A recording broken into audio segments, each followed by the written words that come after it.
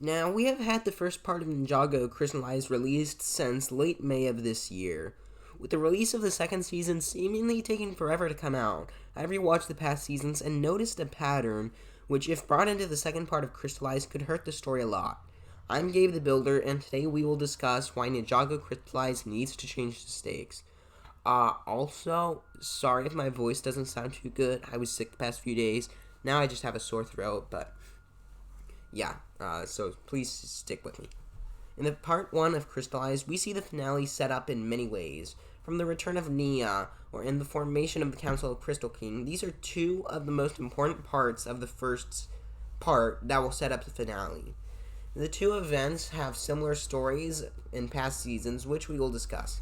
First, Nia returning to her human body. In past seasons, we have seen many sacrifices and characters losing powers. For Nia, at the end of Seabound, we see her alive, but not in corporeal form, but in the shape of water, leaving her tethered to the sea.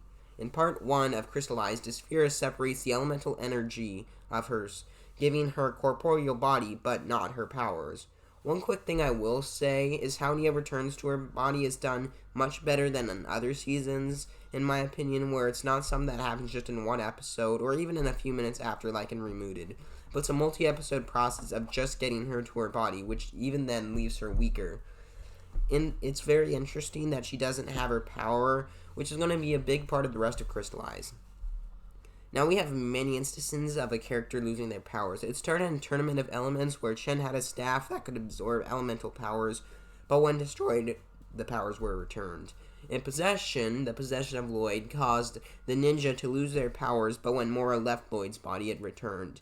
Next, in Hands of Times, the Elemental Masters of Time have their powers permanently stolen through the Chronos Steel in Season 8, where Lloyd could not access his power due to the imbalance of the world, and then he gets it back by learning peace and I will not fight you, I will resist you type stuff. In Season 11, where Kai has his power stolen from Aspira, but had it regained because he wanted to, I guess. And finally, Nia also in Season 11, due to her not having access to water, but she learned how to control ice, so it's like she got it back. Now, since the most similar experience to what happened in Crystallized is Kai in Season 11, one of the more possible ways for Nia to regain her powers is to unlock a part of herself, which lets her gain her powers again.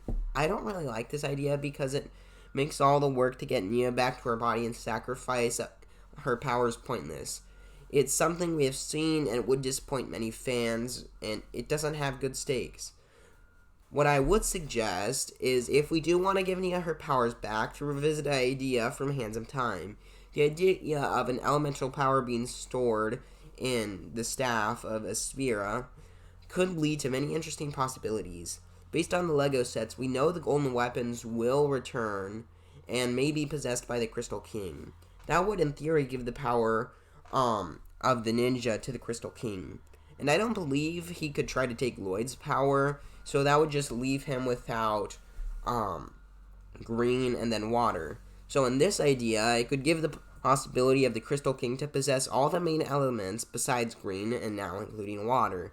This would add a lot more stakes to the story because we both have Nia fight the Crystal King in a different way where she doesn't have powers, and also gives her guilt similar to that which Ahsoka had in the Clone Wars episode Lightsaber Lost, where it's like, this is my weapon, my responsibility, and if people are going to get hurt, is that my fault?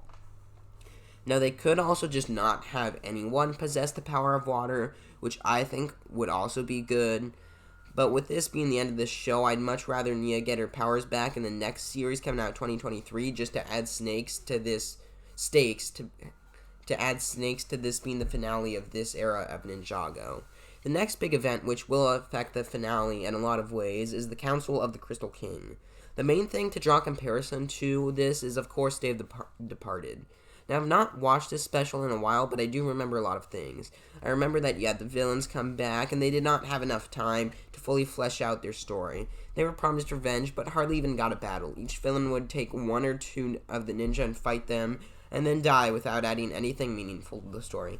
In addition, you didn't have many characters to choose from back then, since it was only season 1 through 6, so you couldn't really choose characters which would be most impactful of returning, or even just make sense. Now, the formation of the council was great. They took the surviving villains and invited them for a chance to use revenge and see what they want so far. It's no magic bringing them back, and that's good. But based on Day of the Departed, how could these characters be used, and how should they? First of all, I don't want it just to be one-on-one fights. In the sets, they're called generals, and this is perfect. The council knows the ninja, and the ninja know the council, so seeing them commanding armies against the ninja and using their combined intellect will prove to be much more interesting and dangerous. Having them fight ninja one-on-one will only make the villain seem weaker when eventually defeated, and at that point you should just make a new villain if you want to make them look weak. The main thing is going into Crystalized. It has resemblances to what has come before, and there are a lot of things that have been handled well. This is a chance to revisit unique ideas that haven't been done well and do them justice. With this being the end of the current era of Ninjago, they will have the power to do things that are more impactful because this is the final battle. It's the new final battle, and it will end off this show. And if it wants to leave the world of Ninjago in ruins with the ninjas suffering many sacrifices, it can do so. Characters can die because this is the end of the show. There's going to be a new one, and it's not just going to be Season 16. So this should not be just the same as past seasons where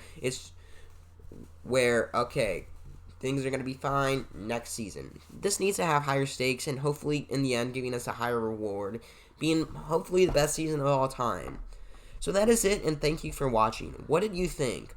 Were there any recurring elements I forgot about? Let me know in the comments down below. Once again, thanks for watching, and I will see you in the next one. So until then, bye!